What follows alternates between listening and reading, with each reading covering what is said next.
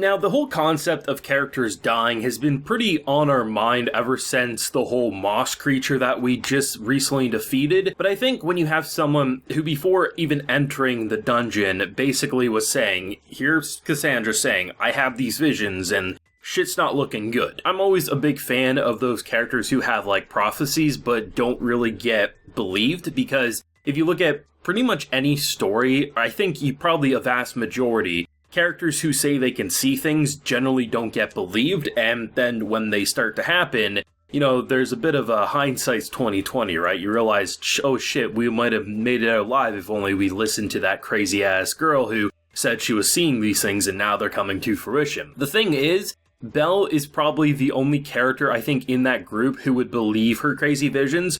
We as the viewer know, even if they're not 100% accurate of what exactly is going to go down, what she's seeing is probably going to be a pretty good representation of what we're going to experience. Whether all the characters we saw bloody, dead, bruised will actually happen to that degree, only time will tell, but it doesn't change the fact that even if Belle was told those visions, like she says at the end of the episode, would he really turn around at that point? Probably not. The only difference would be that certain characters might be pushed away so he could take the brunt of the force. But it is a pretty worrying concept, because despite this anime having some very seductive shots, literally the first moment in this episode of this girl waking up, you know, the melons were jiggling all over the place, there's the Hestia shots that speak for themselves. This is a pretty intense arc, all things considered. Like, yes, there's some downtime, and yes, there's some fan service, but it doesn't feel distracting in the way that it's there to just say, like, we shouldn't take the show seriously. Like, those elements are there, but we should still take this show seriously. And I think this arc has proved that it could be the darkest that we've ever seen this show. It's just a matter of how far they truly go to break these characters down. I love the idea that when she's trying to pull them back because we're on the hunt for you, it seems like she's responsible, she's being blamed if anything, while it's basically guaranteed that she did cut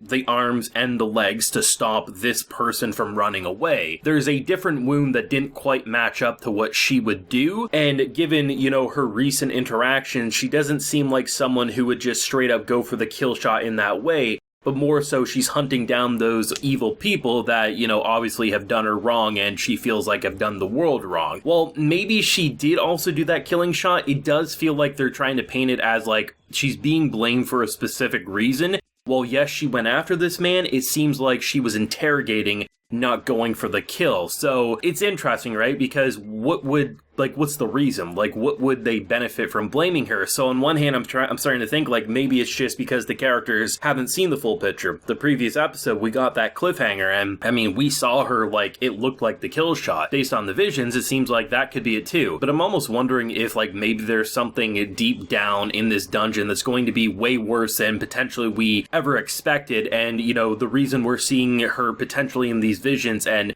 in these very dramatic, evil-looking shots isn't because she's about to be the one to cause all the death, but maybe something, a monster of some sort, another adventurer of some sort, you know. There's a lot of things that they could do, but I think in terms of letting this feel like Cassandra's episode, right? This was her episode to feel paranoid, to feel fearful, to do everything she can, but if you put yourself in the character's shoes, not in the anime watcher's shoes, a character saying they have visions and prophecies, it's easy for us to believe them, whether we've seen her visions come true or not. It's easy to accept in an anime world like this. But if we were put in these characters' shoes, it seems a little crazy, right? The whole idea of what's going on. Yes, there's goddesses and there's gods and all these other things, but it's something that you understand why people would push back against and say, maybe you just need to rest, maybe you're not feeling well, and you understand how we get to this point. The thing that has me excited, if not obviously worried, is that it does feel like what we just experienced with the previous monster, which I was saying well before we even defeated, that was going to look probably like child's play with whatever happens later in the season. It just was a matter of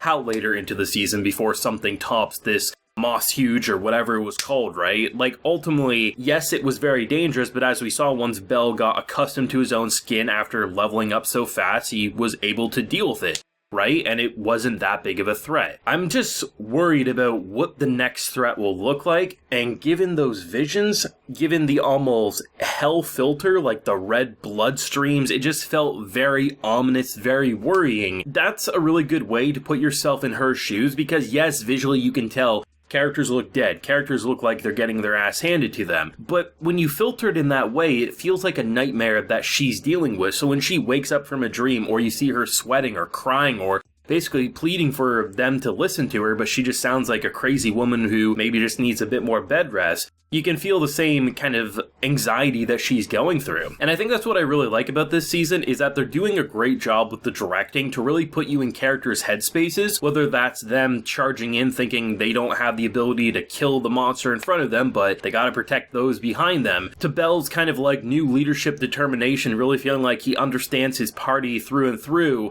And while he can't turn around, he also isn't just going to be someone who turns his back on someone who's visibly worried and concerned. And when it comes to a character like Cassandra, who just, those prophecies would eat away at you, just imagining that you can't go to sleep without probably seeing something. Even if you're not seeing something bad, like those dreams, like we can go to bed, have a dream, and recognize, well, it's just our brain organizing thoughts. Like, it's not anything we need to overly analyze. If you do, you're going to be lost in thought for basically no reason. But for a character like her, those dreams can be the difference between someone living and dying, and even if you think someone's about to die from those dreams, how the hell are you going to get anyone to believe you? Like, and honestly, if someone does believe you, they might just consider you a witch at that point, right? Truthfully, this is a very worrying arc. I mean, I don't know how all the characters that we've come to know and love get out of it at least unharmed. I'm not saying guaranteed death, but, we just previously saw some characters lose some limbs and came very close to death's doorstep. It's not impossible to see big character names like I should get killed, but at the same time, there is that natural pushback, right? You're saying like, no, they're not going to commit that bad. But then I think about it,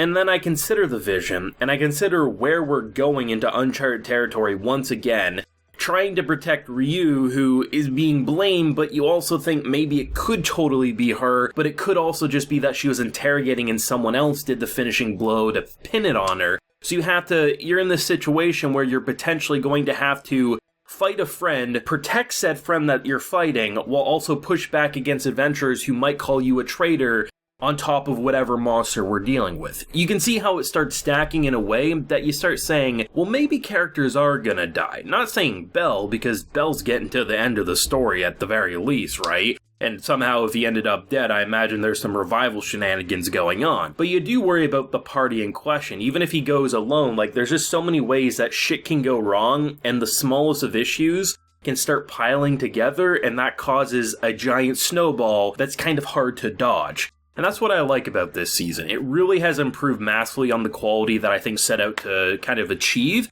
And just seeing where this can go, seeing the excitement of Source Reader saying it just gets better, I'm really excited, if not worried, to see where we go from here. But thoughts and feelings and theories, if you got any, down below. Leave a like if you enjoy and subscribe if you're new around here. Till next time, everyone, please take care and have a good one.